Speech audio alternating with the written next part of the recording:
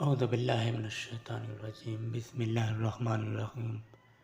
نام کتاب دوستی حضرت علی علیہ السلام کی نظر میں چوتھی فصل دوستوں سے جدائی کے اسباب۔ سب سے اہم سوال یہ ہے کہ پائیدار دوستی کیسے قائم کی جائے۔ دوستی کا رشتہ کس طرح اتنا پائیدار ہو جائے کہ کوئی طاقت اس کو توڑ نہ سکے۔ کبھی کبھی دیکھنے میں آتا ہے کہ دو دوست مدت سے ایک جان دو قالب ہیں، لیکن بظاہر مضبوط رشتہ دوستی ایک جھٹکے میں ٹوٹ جاتا ہے اور دوستی باقی نہیں رہتی۔ ایسا کیوں ہوتا ہے؟ اس سوال کا جواب بہت آسان ہے۔ دوستی کی بنیاد روحانیت، دین اور للہیت پر رکھی جاتی ہے تو دوستی پائیدار ہوتی ہے اور وقت کے ساتھ مستحکم ہوتی جاتی ہے۔ لیکن دوستی کی بنیاد جب دنیاوی غرض، ذاتی فائدہ یا ظلم و فساد ہو تو چونکہ یہ اغراض ناپائیدار اور فانی ہیں، اس لیے ان اغراض کے تحت دوستی بھی فانی اور ناپائیدار ہوتی ہے۔ یہی سبب ہے کہ دو دوست ایک دوسرے سے بچھڑ جاتے ہیں۔ کبھی ایسا بھی ہوتا ہے کہ آپ کا وہ دوست جو آپ سے ہمیشہ محبت کرتا رہا، آپ کی وفا کا دم بھرتا رہا اور آپ پر جان نچھاور کرنے کا دعویٰ کرتا رہا، اچانک آپ سے برگشتہ ہو جاتا ہے، آپ کے لیے تکلیف دہ ہو جاتا ہے، اس کی نظر میں آپ کے لیے بے مروتی آ جاتی ہے اور آپ سے دور بھاگنے لگتا ہے۔ آپ نے سوچا کہ ایسا کیوں ہے؟ آپ کو اس سوال کا جواب حاصل کرنے کے لیے سب سے پہلے اپنے اخلاق اور اپنے برتاؤ کا جائزہ لینا چاہیے۔ دوست سے بیجا توقعات اور دوست کے ساتھ غیر محتاط رویہ بھی آپ کی دوستی کے رشتے کو ایک جھٹکے میں توڑ دیتا ہے۔ آئیے اس سلسلے میں احتیاطی تدبیریں تلاش کرنے کے لیے بزرگان قوم کے اقوال پر نظر کریں، خصوصاً مولائے کائنات علی بن ابی طالب علیہ السلام کے گلستان فصاحت و بلاغت سے پھولوں کا ایک حسین گلدستہ بنائیں اور اس کی خوشبو کو لے کر مشرب میں جان کو معطر کریں۔ آئینہ حدیث: زندگی بغیر دوست۔ جس کے پاس کوئی دوست نہیں اس کی کوئی پناہ گاہ نہیں۔ غربت اور تنہائی۔ اصل غربت دوستوں کا فقدان ہے۔ ہرگز اپنے ہاتھوں سے دوست کو نہ کھو کہ دوست کا ضیاع غربت و تنہائی ہے۔ دوست سے قطع تعلق نہ کرو، دوست سے قطع تعلق نہ کرو چاہے وہ کافر ہو جائے، یعنی دوستی جیسے نعمت کا وہ کفران کرتا ہو۔ دوستی کی جگہ بے جگہ دوستی مت کرو، جو نااہل ہو اس پر اپنی محبت کی دولت مت خرچ کرو۔ دوستی کی حفاظت۔ اپنی دوستی کی حفاظت کرو چاہے کوئی محافظ نہ ہو۔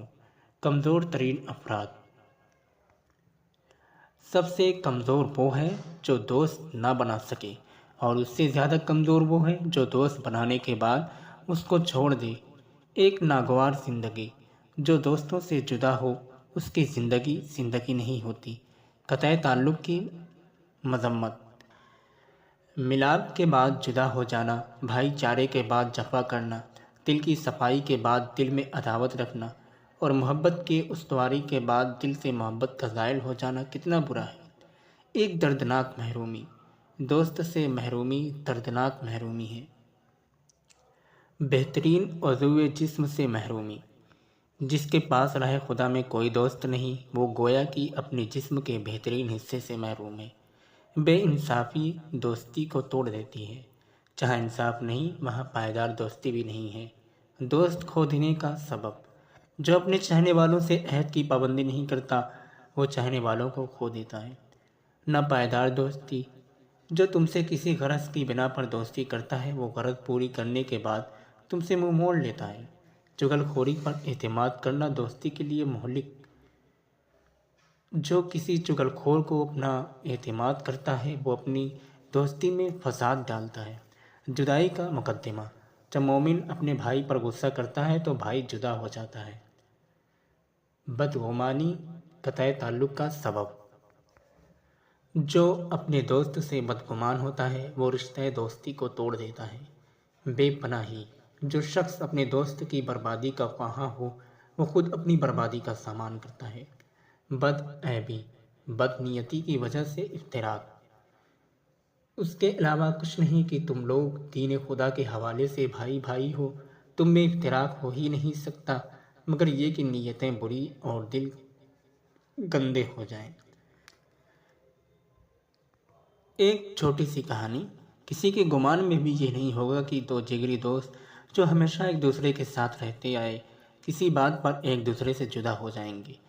کہاں تو دوستی کا یہ عالم تھا کہ لوگ اس شخص کو اس کے نام سے زیادہ اس کے دوست کے نام سے پہچانتے تھے، یعنی جب اس کو یاد کرتے تھے تو اس کا نام لے کر یہ کہتے تھے کہ یہ فلاں کا دوست ہے، اور کہاں یہ عالم ہے کہ دونوں ایک دوسرے سے ہمیشہ کے لیے الگ ہو گئے۔ رفیق، ہاں یہ حکایت امام جعفر صادق علیہ السلام کے ایک دوست سے متعلق ہے۔ وہ رفیق امام صادق علیہ السلام کے نام سے مشہور تھا اور اسی نام سے سوسائٹی میں پہچانا جاتا تھا۔ اس دن بھی وہ امام کے ساتھ بازار کی طرف گیا تھا۔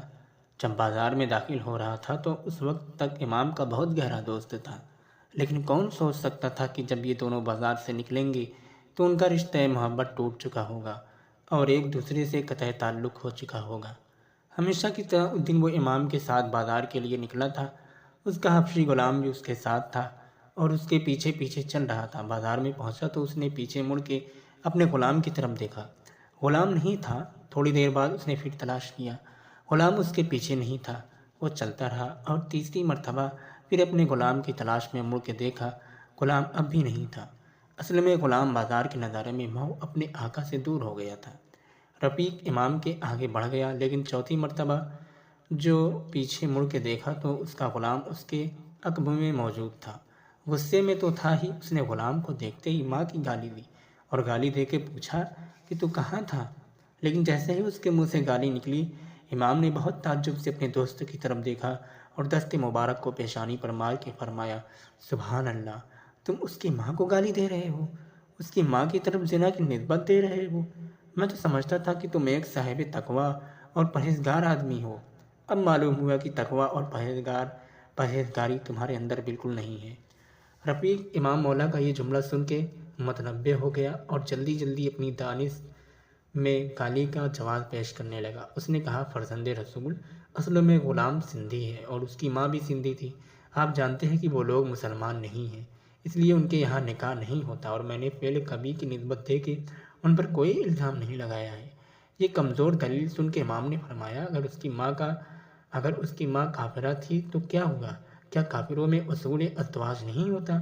نہیں، ان کے یہاں بھی نکاح و ازدواج کے اصول ہوتے ہیں۔ جو ان اصولوں کے مطابق ازدواج کرتا ہے وہ زانی نہیں ہوتا، اور نہ ہی اس عمل کے نتیجے میں پیدا ہونے والے بچے ناجائز ہوتے ہیں۔ پھر امام نے فرمایا، اچھا اب تم میرے پاس سے دور ہو جاؤ، میں تمہارے جیسے آدمی کو اپنا رفیق نہیں رکھ سکتا۔ بس بات ختم ہو گئی۔ اس کے بعد پھر اس شخص کو کبھی کسی نے امام کے ہمراہ نہیں دیکھا۔ دونوں کے راستے ہمیشہ ہمیشہ کے لیے الگ ہو گئے۔